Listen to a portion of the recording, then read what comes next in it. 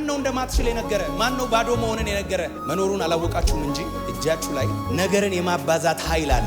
ትችላላችሁ፣ ግን እንደማትችሉ ነው የምታስቡት። እግዚአብሔር ዘሩን አስቀምጧል፣ አቅሙን አስቀምጧል። ግን አቅም እንዳላችሁ አታምኑም። አይገርም? 5000 ሰው የሚመግብ አቅም አንቺ ውስጥ አለ።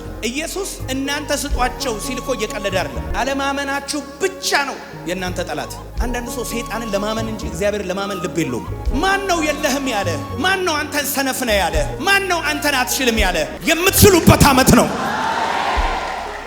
እየቻልክ ነው እንዳልቻልክ የምትመስለው። ታስረሃል። የታሰርከው ደግሞ በራስ ገመድ ነው። ከዚህ በኋላ በኢየሱስ ክርስቶስ ስም የእግዚአብሔር ኃይል ይሰጣል። እግርህን ፈታውት። ሰዎች እንደምንም የደረሱበትን ዘለ ትገባበታል።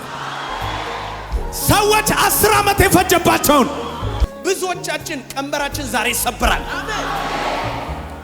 ከዚህ ቀን ጀምሮ እግዚአብሔር እንደዚህ ነው የሚያደርገው። አይምሮሽን ይለውጠዋል። ሰው እርዳታ የምትፈልግበት ዘመን አበቃ በለው። ከጎናሉ ራሴ እችላለሁ እነሳለሁ በልና ብድግ በል። እነሳለሁ፣ እችላለሁ፣ አደርገዋለሁ፣ ይከናወንልኛል፣ ይሳካልኛል፣ ይቀናልኛል። በውስጤ ያለው የእግዚአብሔር መንፈስ ሁሉን ይችላል።